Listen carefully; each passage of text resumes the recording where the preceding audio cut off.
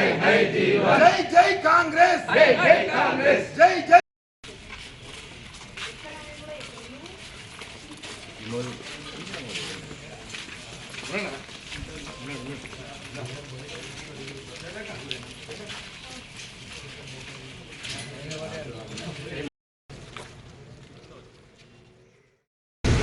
MP అభ్యర్థి అయినటువంటి జయనన్న గారి కోసము ఈ ప్రతి వార్డులో కాంగ్రెస్ నాయకులు ప్రతి వార్డుకి తిరగడం జరుగుతుంది, ప్రచారం చేయడం జరుగుతుంది.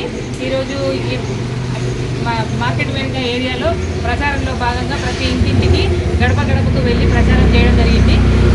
ఈ ప్రజల యొక్క స్పందన చాలా బాగుంది. ప్రతి ఒక్కరూ మీరు ఈసారి ఖచ్చితంగా జీవనన్నే వస్తారు అని కూడా ప్రజలందరూ తెలియజేయడం జరిగింది.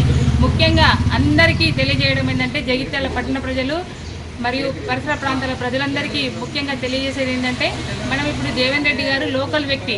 ఖచ్చితంగా మనకి ఇప్పుడు గవర్నమెంట్ వచ్చింది కాబట్టి మనకు ఏ పని కావాలన్నా, అభివృద్ధి కావాలన్నా, ప్రతి పని ఏ అవసరం ఉన్నా కానీ మనకి ఇక్కడ లోకల్ వ్యక్తి కావాలి. ఇప్పుడు మనకు కొంచెం తేడాతో ఓడిపోవడం జరిగింది. మళ్ళీ అవకాశం వచ్చిందని ప్రజలే చెప్పడం జరుగుతుంది. ఈసారి ఖచ్చితంగా అందరూ ఓటు వేసి గెలిపిస్తామని కూడా ఇంటింటికి మాట ఇవ్వడం జరుగుతుంది. ఖచ్చితంగా దయచేసి అందరూ ఇదే జీవన్ రెడ్డి గారి మాటగా భావించి ఓటు వేసి అందరినీ మంచి మెజార్టీతో గెలిపించగలరు. ముఖ్యంగా మనకి పట్టణంలో ఉన్నటువంటి చాలామంది డబుల్ బెడ్రూమ్ ఇళ్ళ గురించి అడుగుతున్నారు. ఇప్పుడు మన గవర్నమెంట్ వచ్చినప్పుడు, అప్పుడు టీఆర్ఎస్ గవర్నమెంట్ ఉన్నప్పుడు డబుల్ బెడ్రూమ్ ఇల్లు వచ్చాయి. దానికి మనకి ఏ వసతులు కావాలన్నా కానీ జీవన్ రెడ్డి గారు ఈరోజే తను వాయిస్ ద్వారా కూడా మా నాయకులందరికీ పంపించడం జరిగింది, మెసేజ్ పంపడం జరిగింది. ఖచ్చితంగా ఈ ఎలక్షన్ తర్వాత జీవన్ రెడ్డి గారు అక్కడ ఆల్రెడీ ఇప్పటికే పనులు స్టార్ట్ అయినాయి. కరెంటు కానీ, రోడ్లు కానీ, మోర్లు కానీ, వాటర్ కానీ ప్రతి ఒక్క మౌలిక వసతులు అన్నీ కల్పిస్తానని మాట ఇవ్వడం జరిగింది. ఖచ్చితంగా వచ్చిన వారు కూడా అందరూ డబుల్ బెడ్రూమ్ ఇల్లు వచ్చిన వారందరూ కూడా అభివృద్ధి కావాలనుకుంటే ఖచ్చితంగా ఈసారి జీవన్ రెడ్డికి ఓటేయాల్సిందిగా కోరుతూ ఖచ్చితంగా ఈసారి ప్రజలందరూ జీవన్ రెడ్డికి ఓటేసి గెలిపించి మంచి మెజార్టీ ఇవ్వగలని కోరుతున్నాం. ఈరోజు ప్రచారం చేయడం జరుగుతుంది 45వ వార్డులో. ఏ గడపకు వెళ్ళినా కూడా చాలా పాజిటివ్ స్పందన, మంచి స్పందన ఉంది కాబట్టి మేమే పెద్దగా చెప్పాల్సిన అవసరం లేదేమో అనిపించేంత స్పందన వచ్చింది మాకు. ఎక్కడైనా కానీ వెళ్ళిన ప్రతిసారి ఏమంటున్నారంటే మేము జీవనన్నకే ఓటేసి గెలిపిస్తాం, ఎందుకంటే ఇప్పుడు ప్రభుత్వం ఉంది కాబట్టి మేము ఖచ్చితంగా జీవనన్నకే ఓటేస్తామని ప్రతి ఒక్కరు చెప్పడం జరుగుతుంది. ఎందుకు మరి అని అంటే జీవనన్న చేసిన అభివృద్ధి అట్లాంటిది. ఇప్పుడు ఏదైతే డబుల్ బెడ్రూమ్లు ఉన్నాయో అది గత ప్రభుత్వం ఇచ్చినా కూడా దానికి ఏదైతే దోహద పాడిన వారు ఎవరైనా ఉన్నారు అని అంటే అది జీవనన్ననే. ఎప్పుడైతే జీవనన్న కాంగ్రెస్ ప్రభుత్వం మనకు వచ్చినప్పుడు అది డబుల్ బెడ్రూమ్లు కట్టించాలి, ఏదైతే మనకు ఇంద్రం ఇల్లు కట్టించాలనేది ఏదైతే ఉందో అది జీవనన్న తీసుకొచ్చింది. కాకపోతే మన గవర్నమెంట్ రాలేదు, వేరే గత ప్రభుత్వంలో ఉన్నప్పుడు అక్కడ ఎమ్మెల్యే ఉన్నప్పుడు ఏం చేసారు, అది వాళ్ళు డబుల్ బెడ్రూమ్లు కట్టిరు. సో ఇప్పుడు జీవనన్న ఏం చేసారు, సరే కట్టిరు అయిపోయింది. దాదాపు ఇన్ని ఇండ్లు వచ్చినాయి కదా, ఇంకా 800 ఇండ్లు బాకీ ఉన్నాయి. అట్లాగే ఇంకా ఇంద్రం ఇల్లు 1700 ఇండ్లు బాకీ ఉన్నాయి.